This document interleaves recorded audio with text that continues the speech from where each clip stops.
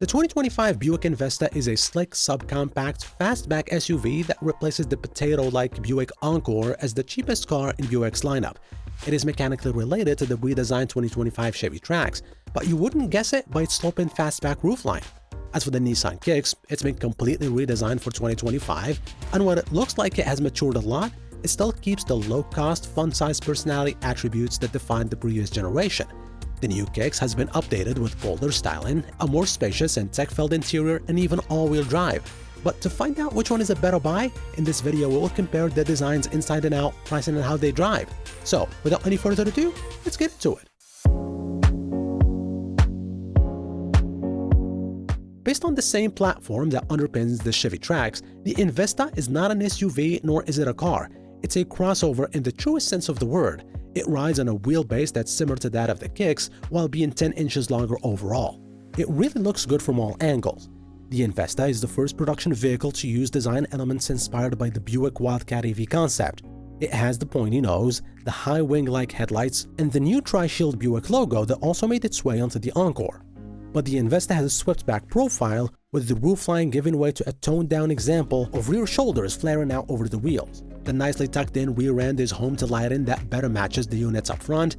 It's slower and sleeker than the Chevy, putting itself more visually at the car end of the crossover spectrum, while the Nissan leans more towards SUV. And just like the Envista, the Kicks experienced a glow-up. It's not only bigger but more stylish than before. For 2025, it's bigger in every dimension than the previous model, giving it a more confident and muscular stance.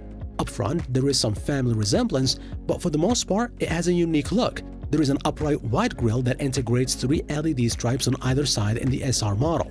On the S and SV, those stripes are replaced with chrome bars.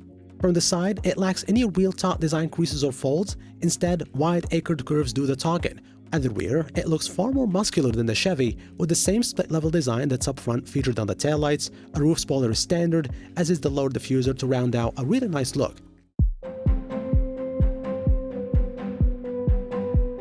The Envista's aura mostly carries over to its interior, with applications of bright work, textures, and contrast stitching, helping you mostly forget that you are in an economy car. The woven-like material atop the dash, for example, is obviously molded, but it's effective in drawing your eyes away from the uninspired hard plastics that dot the rest of the cabin. The infotainment setup is identical to that in the Chevy. An 11-inch infotainment screen is married to an 8-inch digital instrument cluster behind one stretch of curved glass, an effect that will certainly impress shoppers coming out of older vehicles. Wireless Apple CarPlay and Android Auto are also standard. As for Nissan, the Kicks interior is decked out in high-quality materials on eye-catching patterns. The loaded SR model comes with upholstery and trim pieces double-stitched in dark orange and gray threads. The faux carbon fiber dash trim is actually a soft, spongy material that is a pleasant surprise and doubles as a palm rest when using the touchscreen. Not as comfy though is the non-padded center console cover, which is a weird oversight. The cabin looks and feels premium for this segment. However, the Envista's interior just seems more thoughtfully designed than the Nissan's. The Kicks also comes with a decent amount of technology. Standard is a 12.3-inch driver information display and sits next to the infotainment screen. In lower trim models, it measures 7 inches in size, while the upgraded system comes in 12.3 inches. Apple CarPlay and Android Auto are standard. As for passenger and cargo space, the Envista seats 5 people and the driver enjoys good visibility in all directions with great head and legroom. Both rows of seats are comfortable and the second row has plenty of room for taller people, with a 6-foot-tall passenger easily able to sit behind a 5'9" driver. Cargo room, however, is limited at 20.7 cubic feet behind the standard 60/40 folding rear seats. Folding them down gets you 42 cubes.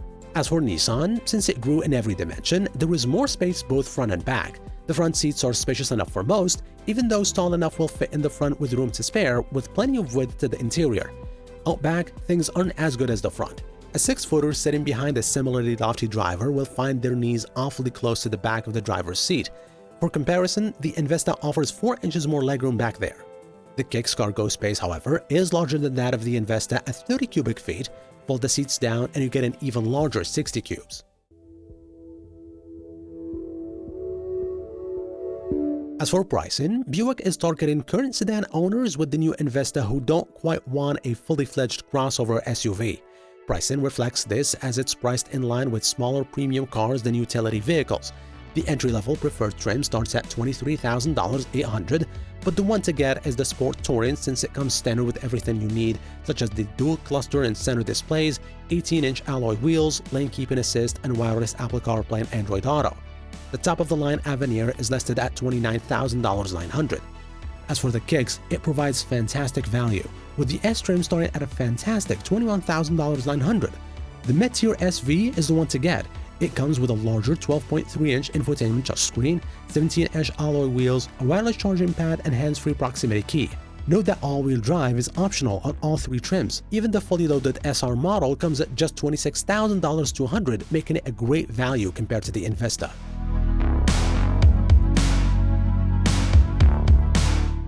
Before we even talk about the engine, a very important point, particularly for shoppers living in the snowbelt, is that the Envista is front-wheel drive only, one of several concessions Buick made to keep the prices low.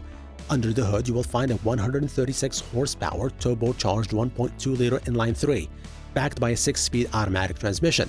With an estimated 60 miles per hour time of around 9 seconds, the Envista won't win any awards for its performance. Ample low-end torque from its muffled engine helps it move around town comfortably and reach highway speeds by the end of most entrance ramps, but there is not much left in it well beyond that. Ample low-end torque from its muffled engine helps it move around town comfortably and reach highway speeds by the end of most entrance ramps, but there is not much left in it well beyond that. The transmission settles into the top gear at its earliest opportunity and can be somewhat reluctant to downshift with prods to the accelerator, which reinforces its easygoing nature. The more sophisticated Watts-Link rear suspension setup does make for a slightly more planted and responsive attitude around turns, but it's not a game-changing upgrade. Now let's shift gears to the Nissan Kicks. This little SUV packs a non-turbocharged 2-liter 4-cylinder engine producing 141 horsepower and 140 pound-feet of torque. On paper, that's more power than the Trax, but in reality, the Kicks feels slower, especially at highway speeds. The upgraded Xtronic CVT transmission responds quickly when you hit the gas, but the engine gets loud and acceleration is pretty slow. It's not exactly a threat-on drive, but the Kicks made some notable improvements in drivability. The new platform feels stronger and more planted with less body flex, giving it a solid and stable feel on the road. The steering wheel is smaller with a thin rim, which might feel a bit odd at first, but it does provide better feedback to the driver. That said, compared to the Chevy Trax, the Kick still feels a bit less refined and grown up. One standout feature is its all-wheel drive system, which is an on-demand all-wheel drive setup that stays in front-wheel drive most of the time. Only when the vehicle detects slippage does it engage the rear wheels, adding a bit of extra stability in tricky conditions. It's a handy feature, but it doesn't transform the Kicks into an off-road champ.